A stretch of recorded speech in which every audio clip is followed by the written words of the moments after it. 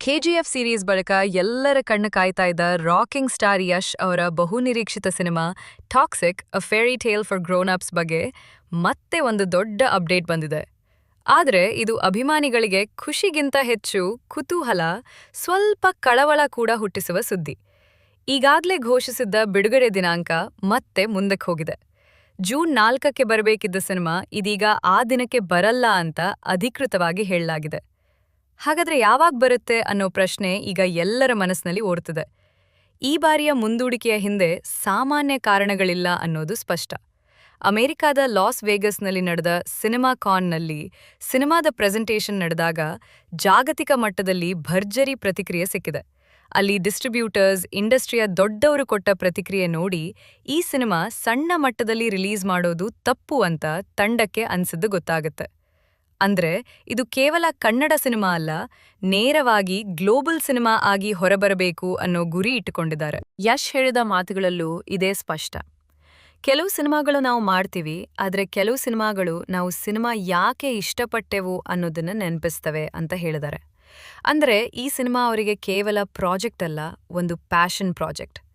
ಜೊತೆಗೆ ಜಾಗತಿಕ ಮಟ್ಟದಲ್ಲಿ ಸರಿಯಾದ ಸಮಯ, ಸರಿಯಾದ ಬಿಡುಗಡೆ ಪ್ಲಾನ್ ಬೇಕು ಅಂತ ಅವ್ರು ಹೇಳಿರೋದು ನೋಡಿದ್ರೆ ಹಠಾತ್ ಮುಂದೂಡಿಕೆ ಅಲ್ಲ, ಕ್ಯಾಲ್ಕ್ಯುಲೇಟೆಡ್ ಮೂವ್. ಆದರೆ ಇಲ್ಲಿ ಒಂದು ಮುಖ್ಯ ಪ್ರಶ್ನೆ ಬರುತ್ತದೆ. ಪದೇ ಪದೇ ಬಿಡುಗಡೆ ದಿನಾಂಕ ಮುಂದೂಡ್ತಾ ಇರೋದು ಯಾಕೆ? ಸಾಮಾನ್ಯವಾಗಿ ಸಿನಿಮಾ ಪೋಸ್ಟ್ ಪ್ರೊಡಕ್ಷನ್ ಕೆಲಸ, VCFX, ಬಿಸ್ನೆಸ್ ಡೀಲ್ಗಳು, ಡಿಸ್ಟ್ರಿಬ್ಯೂಷನ್ ನೆಟ್ವರ್ಕ್ ಎಲ್ಲವೂ ವ್ಯವಸ್ಥಿತವಾಗಿ ಆಗಬೇಕು.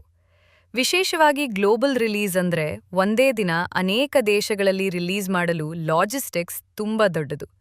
ಅದಕ್ಕೆ ಸಮಯ ಬೇಕು. ಜೊತೆಗೆ ದೊಡ್ಡ ಮಾರುಕಟ್ಟೆಗಳಲ್ಲಿ ಕ್ಲಾಶ್ ಆಗದಂತೆ ದಿನಾಂಕ ಆಯ್ಕೆ ಮಾಡಬೇಕು. ಹೀಗಾಗಿ ಇದು ವಿಳಂಬ ಅಲ್ಲ, ಸ್ಟ್ರಾಟಜಿಕ್ ಪ್ಲಾನಿಂಗ್ ಅಂತ ಹೇಳ್ಬೋದು. ಆದರೆ ಸತ್ಯ ಏನಂದ್ರೆ ಅಭಿಮಾನಿಗಳಲ್ಲಿ ಈಗ ಮಿಕ್ಸ್ಡ್ ಫೀಲಿಂಗ್ ಇದೆ. ಒಂದ್ ಕಡೆ ಸೂಪರ್ ಸಿನಿಮಾ ಬರ್ತಿದೆ ಅನ್ನೋ ಎಕ್ಸೈಟ್ಮೆಂಟ್, ಇನ್ನೊಂದ್ ಕಡೆ ಇಷ್ಟು ಮುಂದೂಡಿಕೆ ಯಾಕೆ ಅನ್ನೋ ಆತಂಕ. ಯಾಕಂದ್ರೆ ನಿರೀಕ್ಷೆಗಳು ದಿನದಿಂದ ದಿನಕ್ಕೆ ಜಾಸ್ತಿ ಆಗ್ತಾ ಇವೆ. KGF ನಂತರ ಯಶ್ ಮೇಲೆ ಬಂದಿರುವ ಲೆವೆಲ್ ಬೇರೆ. ಈಗ ಈ ಸಿನಿಮಾ ಅದಕ್ಕಿಂತ ಮೇಲೆ ಇರಬೇಕು ಅನ್ನೋ ನಿರೀಕ್ಷೆ ಸ್ವಾಭಾವಿಕ. ಇಲ್ಲೇ ದೊಡ್ಡ ರಿಸ್ಕ್ ಶುರುವಾಗುತ್ತೆ. ನಿರೀಕ್ಷೆಗಳು ಜಾಸ್ತಿ ಆದಂತೆ ಆ ಲೆವೆಲ್ ತಲುಪೋದು ಕಷ್ಟ ಆಗ್ತದೆ. 100% ಪರ್ಫೆಕ್ಟ್ ಆಗಿದ್ರೂ ಕೂಡ ಪ್ರೇಕ್ಷಕರಿಗೆ ಅದು 99% ಅನ್ಸ್ಬೋದು. ಆ 1% ಮಿಸ್ ಆದ್ರೂ ದೊಡ್ಡ ಟಾಕ್ ಆಗೋ ಕಾಲ ಇದು. ಸೋಷಿಯಲ್ ಮೀಡಿಯಾದಲ್ಲಿ ಒಂದು ಸೀನ್, ಒಂದು ಡೈಲಾಗ್, ಒಂದು ಸಣ್ಣ ತಪ್ಪು ಕೂಡ ವೈರಲ್ ಆಗಿ ಸಿನಿಮಾ ಮೇಲೆ ಪ್ರಭಾವ ಬೀರುತ್ತದೆ.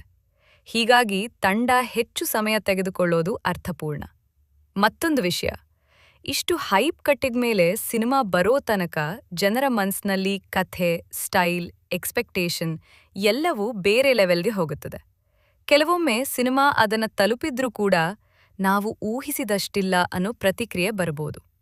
ಅದಕ್ಕಾಗಿಯೇ ಇಂತಹ ದೊಡ್ಡ ಪ್ರಾಜೆಕ್ಟ್ಗಳಿಗೆ ಟೈಮಿಂಗ್ ಮತ್ತು ಪ್ರೆಸೆಂಟೇಷನ್ ತುಂಬಾ ಕ್ರಿಟಿಕಲ್. ಒಟ್ಟಾರೆ ನೋಡಿದ್ರೆ ಗೀತು ಮೋಹನದಾಸ್ ನಿರ್ದೇಶನದಲ್ಲಿ ಮೂಡಿಬರುತ್ತಿರುವ ಈ ಸಿನಿಮಾ ಕೇವಲ ಮತ್ತೊಂದು ರಿಲೀಸ್ ಅಲ್ಲ, ಇದು ಕನ್ನಡ ಚಿತ್ರರಂಗವನ್ನು ಜಾಗತಿಕ ಮಟ್ಟದಲ್ಲಿ ಮತ್ತೊಂದು ಹಂತಕ್ಕೆ ಕರೆದೊಯ್ಯೋ ಪ್ರಯತ್ನ. ಯಶ್ ಕೂಡ ನಟನಷ್ಟೇ ಅಲ್ಲ, ನಿರ್ಮಾಪಕರಾಗಿ ಕೂಡ ದೊಡ್ಡ ಹೊಣೆ ಹೊತ್ತಿದ್ದಾರೆ ಅನ್ನೋದು ಅವರ ಮಾತುಗಳಿಂದ ಸ್ಪಷ್ಟ. ಇದೀಗ ಅಭಿಮಾನಿಗಳ ಕೆಲಸ ಒಂದೇ, ತಾಳ್ಮೆ. ಆದರೆ ಆ ತಾಳ್ಮೆ ಜೊತೆ ಕುತೂಹಲ, ನಿರೀಕ್ಷೆ, ಸ್ವಲ್ಪ ಟೆನ್ಷನ್ ಎಲ್ಲವೂ ಶುರುವಾಗಿದೆ. ಹೊಸ ಬಿಡುಗಡೆ ದಿನಾಂಕ ಯಾವಾಗ ಬರುತ್ತೆ ಅನ್ನೋದನ್ನ ಎಲ್ಲರೂ ಕಾಯ್ತಿದ್ದಾರೆ. ಒಂದು ವಿಷಯ ಮಾತ್ರ ಖಚಿತ, ಈ ಸಿನಿಮಾ ರಿಲೀಸ್ ಆದ ದಿನ ಅದು ಕೇವಲ ಸಿನಿಮಾ ರಿಲೀಸ್ ಅಲ್ಲ, ಒಂದು ದೊಡ್ಡ ಈವೆಂಟ್ ಆಗಿ ಮಾರ್ಪಾಡಾಗೋದು ಪಕ್ಕ.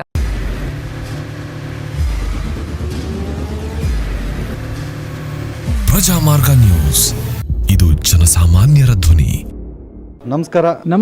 ನೀವು ನೋಡ್ತಾ ಇದ್ದೀರಾ ಪ್ರಜಾಮಾರ್ಗ ನ್ಯೂಸ್. ರಾಷ್ಟ್ರದ, ರಾಜ್ಯದ, ರಾಜಕೀಯದ ಬಗ್ಗೆ ಹೆಚ್ಚಿನ ಸಿನಿಮಾ ಅಪ್ಡೇಟ್ಗಳಿಗಾಗಿ ಫಸ್ಟ್ ಲೈಕ್ ಮಾಡಿ, ಸಬ್ಸ್ಕ್ರೈಬ್ ಆಗಿ, ಹಾಗೆ ಫಾಲೋ ಕೂಡ ಮಾಡಬೇಕು.